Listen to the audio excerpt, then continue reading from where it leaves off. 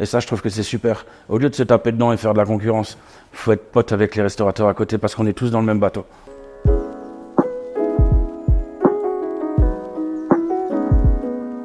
Salut à tous, Philippe, propriétaire du restaurant Au Bon Vivant à Haguenau. 40 ans, amoureux de cuisine.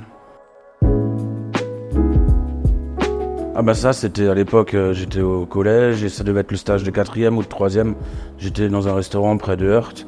Et du coup, quand je voyais le chef qui manipulait ses produits, qui était tellement amoureux du métier, du partage, de la cuisine, il me l'a transmis. Et du coup, j'ai décidé d'en faire mon métier. Et ça fait 25 ans, j'ai pas lâché.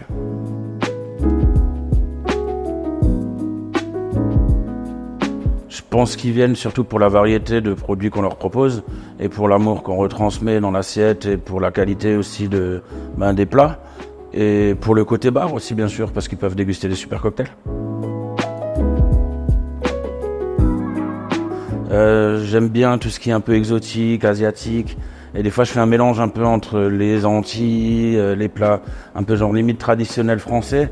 Et quand tu mélanges un peu tout ça, tu mets tout dans un panier, tu le jettes et puis ça fait un peu ma cuisine.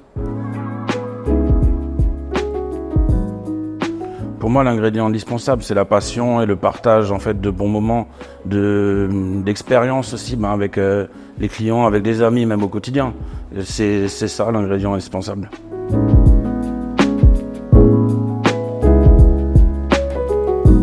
Je pourrais faire un plat avec plusieurs menus, un menu avec plusieurs plats, pardon. Par exemple, on pourrait passer par l'Espagne pour commencer avec une petite boulette de viande, une petite sauce sympa. Après, peut-être passer par les Antilles avec des petits wassous, c'est des crevettes en fait de rivière. On pourrait continuer vers l'Argentine avec une super viande bien travaillée avec une petite sauce chimichurri. Et après, on terminerait par un petit dessert, je sais pas, quelque chose un peu genre très typique français, la tarte citron meringuée par exemple, un peu revisité. Alors mon plus gros challenge, je pense que c'est l'ouverture de ce restaurant. Heureusement, j'avais le soutien de ma compagne et qui a aussi mis beaucoup de son âme et son cœur là-dedans, dans l'ouvrage. Et on a un côté lounge bar assez cosy où les gens peuvent déguster des cocktails, manger des petites planchettes de charcuterie et fromage, histoire de passer un bon moment entre amis avec un petit peu de musique. Et parfois, le soir un peu plus tard, on monte un peu le son et puis il y en a peut-être des personnes qui dansent s'ils ont envie. C'est un peu, c'est les bons vivants quoi.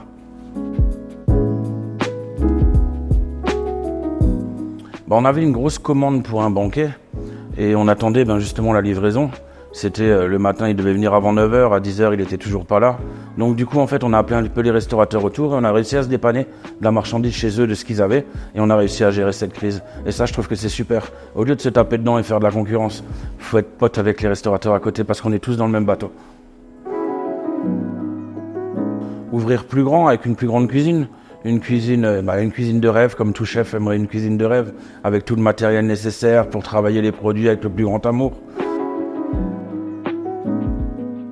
Je pense surtout que mon maître d'apprentissage, c'est quelqu'un qui m'a beaucoup donné, qui m'a guidé, qui a été un mentor, ça c'est sûr, parce qu'il avait un savoir presque illimité.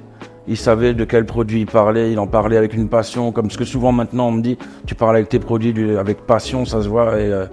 Et du coup maintenant c'est à moi de transmettre aux clients et de transmettre peut-être à bientôt à un apprenti, de transmettre à ma fille, aux amis, de transmettre quand on en discute. Et je pense que ça, c'est ça qui est beau.